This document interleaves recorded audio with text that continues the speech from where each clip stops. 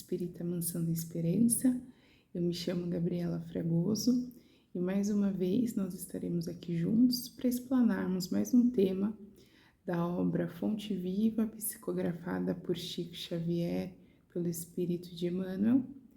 E assim, antes de tudo, antes da gente começar a nossa síntese sobre essa lição, eu vos convido, acaso sintam-se à vontade, fecharem os olhos, serenamente levarem os pensamentos de vocês ao alto, respirando profundamente, se conectando e percebendo a sintonia do nosso mentor individual, ora anjo da guarda, junto a nós. E por meio deles, a gente vai se dirigindo até nossa querida Mãe Maria, esse Espírito que traduz amorosidade infinita e nos dirige até teu Filho amado, Jesus, nosso Mestre, que nos recepciona de braços abertos e nos envolve em seu abraço caloroso. Abraço esse que nos remete a nos ligarmos a Deus, Pai, inteligência suprema e causa primária de todas as coisas. E através dessa nossa ligação ao nosso Pai Celestial, a gente o reverencia por meio da prece. Pai nosso que estais nos céus, santificado seja o vosso nome. Venha a nós o vosso reino, seja feita a vossa vontade, assim na terra como no céu.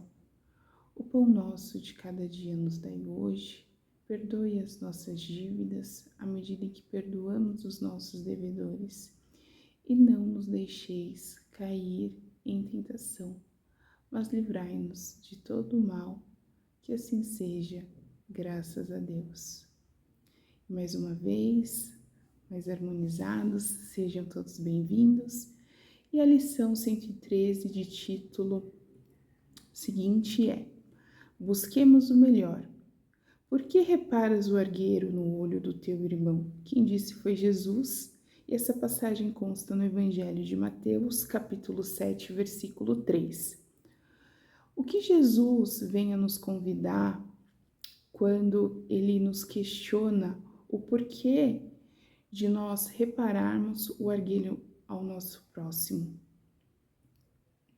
Quando Jesus ele menciona esse questionamento, ele nos convida também a exercer a nossa benevolência, a nossa indulgência, porque muitas vezes a gente se apega às bagatelas, e essas bagatelas, essa expressão figurada no teor da lição, significa que nós enaltecemos e sempre nos pautamos também no defeito do outro, na enfermidade moral do outro, nas vicissitudes do outro.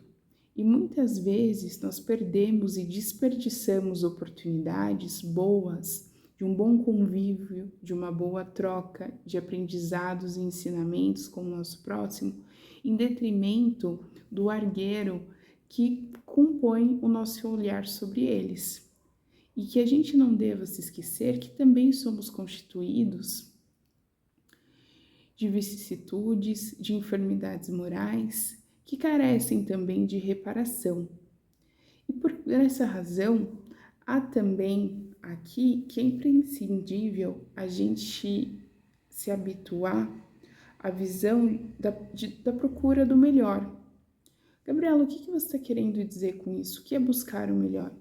Muitas vezes, principalmente com aquele próximo onde a gente tem uma relação mais conturbada ou até mesmo antagônica por diferenças, por hábitos e afins, a gente sempre acaba, a fim de tentar alimentar a vingança que nos acomete, os maus ressentimentos e sentimentos ruins sobre esse próximo, por meio da maledicência, sempre focando nos deslizes e em tudo de defeituoso que o acomete ainda. Entretanto, sob o aspecto do processo evolutivo enquanto espíritos, tá? Nesse planeta escola, que é o qual nós vivemos, constituído de provas e expiações, todos os dias nós temos as oportunidades concedidas para nossa auto-melhoria. E a gente não deve esquecer que, assim como o nosso próximo, ele carece também de perdão, de misericórdia, nós também somos carentes da misericórdia do Pai. E todos os dias nós temos a oportunidade de procurar o melhor do nosso próximo, exercer também o nosso melhor em face daquele que muitas vezes a gente constitui uma relação dissaborosa e até mesmo desistimos de qualquer projeto ou de qualquer pretensão na execução de algum trabalho, seja sob o ponto de vista cristão ou em dentro também de outros setores da nossa vida pessoal, profissional, afetiva, enfim, por conta das nossas percepções a respeito daquele que muitas vezes não corresponde aos nossos interesses ou o qual a gente deixa de dar a oportunidade dele se apresentar. Então é prudente que aqui também no teor da lição, Emmanuel traz um exemplo figurado sobre os profissionais da marcenaria e também sobre os profissionais aqui lavradores, que o fato deles se depararem com um terreno pedregoso, no caso dos lavradores, e no caso do marceneiro, ele também constar que a madeira a qual ele adquire para poder executar o seu trabalho nem sempre está nas melhores condições, não significa que ele vai se desfazer desta e que aqueles também não deixarão de tratar aquele solo, aquele chão, por conta das pedras que ali acometem e que possam até mesmo retardar o processo de cuidado dos projetos que ele pretendem ali exercer sobre aquele espaço. E assim também é com a vida da gente.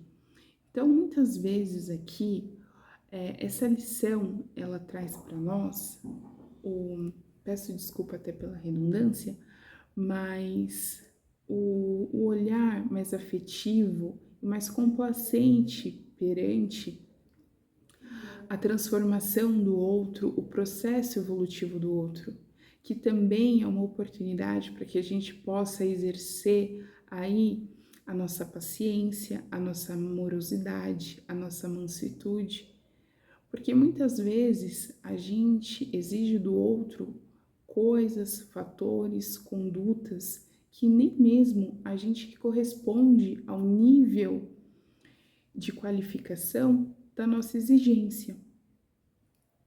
Então, é necessário aí a gente perceber que todos nós estamos em um processo de reparação moral, de burilamento íntimo, para que a gente consiga aí exercer todas essas lições e ensinamentos do Pai e que a gente não desista, não percamos oportunidades de refazimento, de exercício de perdão e de misericórdia, por mais dificultoso que seja, mas que a gente possa sempre tentar e não esquecer de dar a oportunidade ao próximo e não sobrepondo o nosso julgamento sobre o outro e se afastando e deixando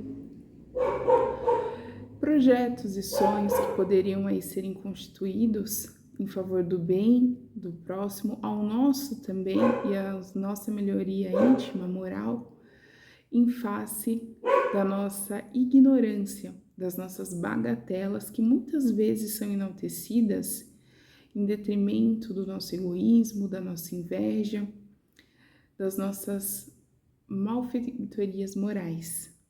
E dessa forma, eu peço licença então, para que fique aí essa reflexão e caso queiram se aprofundar ainda mais, que a gente possa também recorrer ao Evangelho segundo o Espiritismo, no capítulo em que tem como título Bem-aventurados os misericordiosos.